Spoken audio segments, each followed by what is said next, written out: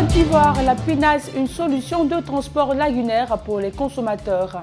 En Côte d'Ivoire, le garba, beaucoup prisé par les consommateurs, fait partie des habitudes alimentaires des Ivoiriens. Au Congo, la population de Moutao manque d'eau potable depuis des décennies. Bonsoir Madame, Monsieur, bienvenue à ce déroulé d'informations. Nous débutons en Côte d'Ivoire. À Abidjan, le transport lagunaire est très concurrentiel dans le transport depuis l'avènement de nouvelles compagnies lagunaires. Cependant, la pinasse faite de bois et très artisanale arrive encore à s'imposer. Pourquoi? Les réponses avec Christian Gokra. Chaque jour, ce sont des milliers de personnes qui traversent la lagune et brillent dans des pinasses pour vaquer à leurs occupations.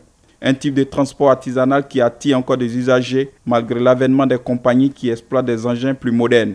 Des usagers expliquent leur choix. La pinasse, c'est régulier. Et puis bon, c'est moins cher.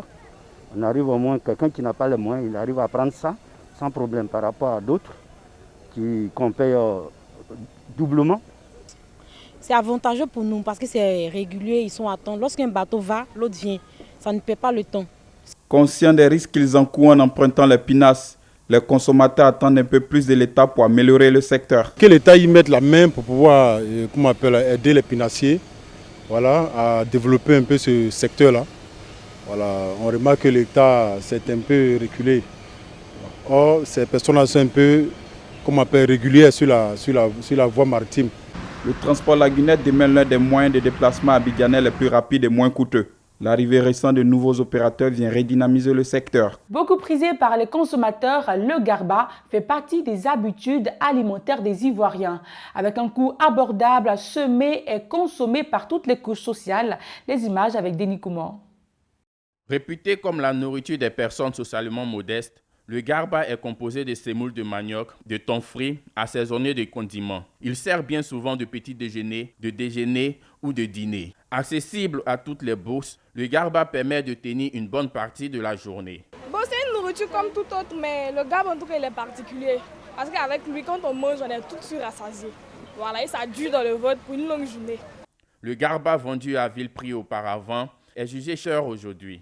En 99, j'ai vendu poisson 75 francs. On a payé ces goudrons là devant moi. Donc aujourd'hui, les poissons vont à 300, 250. Moi-même, personnellement, ça ne me plaît pas. Si les poissons viennent à la POC, 100 francs, 75, 150, moi-même je suis content parce que c'est le plus récent qui vont venir manger. On a fait par là avec les femmes de ITV ou à ce qui viennent de Boaké à Mouskourou. Jusqu'à on a amené les autorités, il ne faut pas que nos frères payent à certain prix 14 000. Toi, tu as payé 6 000, tu as fait crédit.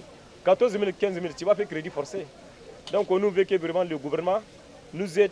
Les acteurs du secteur expliquent ces chertés par le coût élevé de l'attiqué et du poisson-thon. Le garba est une marque made in Côte d'Ivoire. Sa consommation est très prisée par les consommateurs. Néanmoins, les responsables de ce secteur sont priés de rendre les cadres sains. Ailleurs en Afrique, la population de Moutao, un village dans l'est du Congo, souffre du manque d'eau potable depuis des décennies. Ce village dispose de plusieurs terres agricoles grâce à la fertilité de son sol qui produit plusieurs denrées alimentaires.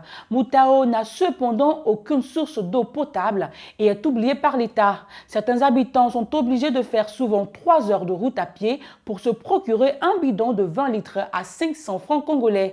Un luxe qui n'est pas à la portée de tous. À l'ouest du Kenya, le marché de la ville de Kisumu a été rasé ce mercredi par les autorités afin de contenir la propagation du coronavirus. Cette mesure est incompréhensible pour les commerçants. Selon eux, le gouvernement est censé les protéger, pas détruire leur centre d'affaires. Le gouvernement avance cependant des motifs sanitaires pour expliquer cette démolition. Un nouveau marché devait être reconstruit, mais l'année prochaine seulement. La Silésie minière du sud-ouest a connu une flambée des cas de Covid-19. Près de la moitié des cas confirmés à l'échelle nationale sont concentrés dans cette région. En début de semaine, le gouvernement s'est donc résolu à fermer 12 mines pour freiner la propagation du virus. Elles sont à l'arrêt pour 3 semaines au moins.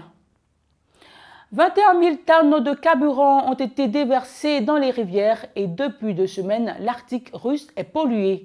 3 agents de la société qui a rejeté le carburant ont été arrêtés. Le milliardaire Shabrook, actionnaire majoritaire de la société, a décidé de prendre en charge les frais de dépollution. Rappelons que ces frais sont estimés à 128 millions d'euros.